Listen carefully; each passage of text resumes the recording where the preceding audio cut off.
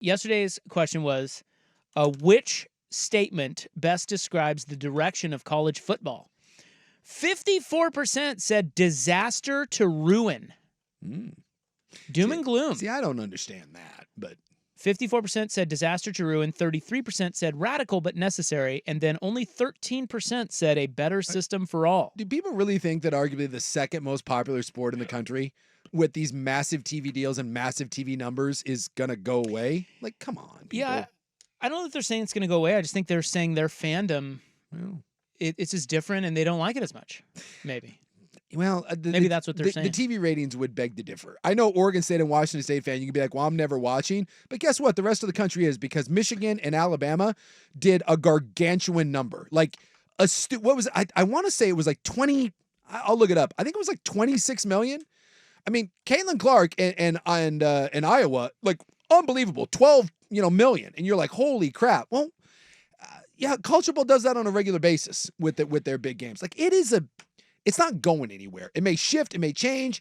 It may change your fandom. Maybe individual pockets kind of, drift away. But this doom and gloom about college football, I do not get it. We will get, whether you like it or not, and you have said this multiple times, and you're 100% right about this, we will get better, bigger, and more frequent matchups. We just will. Well, I feel like if they do it right, I know it's clunky and it's going to take forever and it's annoying and weird and we don't like change, but if they get it right, college football, the amount of growth potential that college football has to become just a juggernaut is, I think it's greater than any other sport. The NFL is already there. I think the NBA has a lot of potential, but they can't get out of their own way. Nope. Their product is, I don't know, there's a lot of reasons why, but the product is not, it's just not that good. College football, the product is there. The school brands are there. They just need to harness particularly a postseason format that really gets people going, much like the basketball does. So if they can figure all this out, I think it's going to be better for all. Yeah. And that includes players, because they're going to get a cut. And I just think it's going to be better for everyone, fans.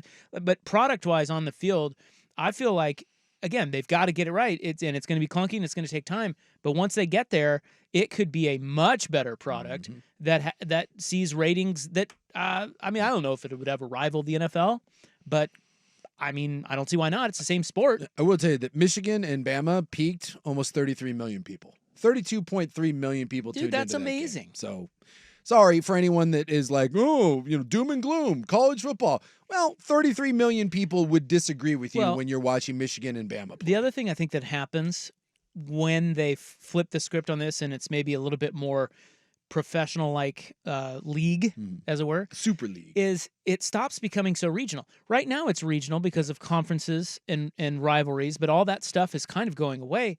And so if they put everybody into one pot, much like the NFL, you suddenly care about like in the NFL, why do we care about Jacksonville playing Tampa? Yeah.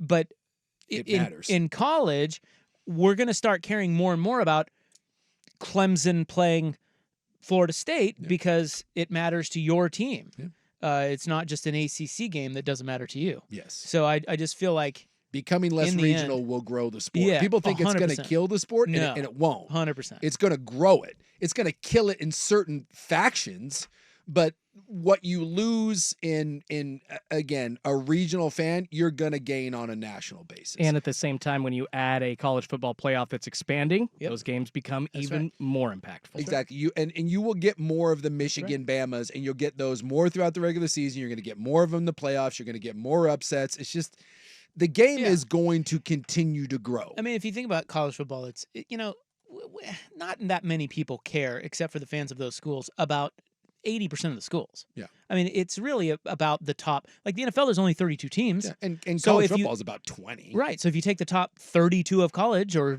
20, that's what everyone wants to see. Yeah. But in college football, there's 120 schools. So there's so many games that, some of those don't get great ratings because, why do I care if Kansas State's playing Michigan State? Yeah. Even though it may be a top 25 matchup. It's like, The big boys will always drive the ratings. Just like, again, I'll go back to the Caitlin Clark thing. We're going to sit here for the next, year and talk about the growth of women's basketball, and rightfully so. It's a sport that is growing by leaps and bounds.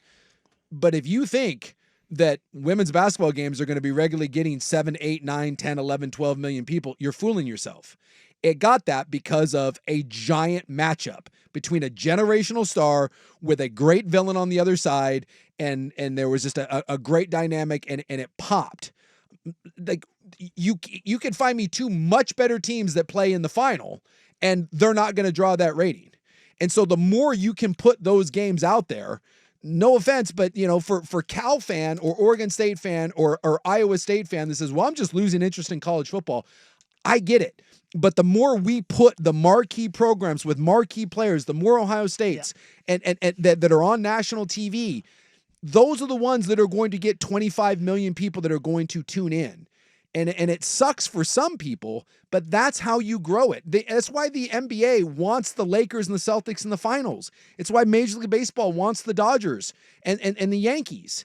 And for everyone that gets pissed about it, why is it when those teams end up on the stage with the big stars and the Ohtanis and the Magic Johnsons and the LeBron James, why do they constantly get bigger numbers? Because you may hate it that they continue to get all of the love, but the numbers show it. More people are interested in those big stories than watching the Cleveland Guardians or the Miami Marlins or the Utah Jazz or anyone else.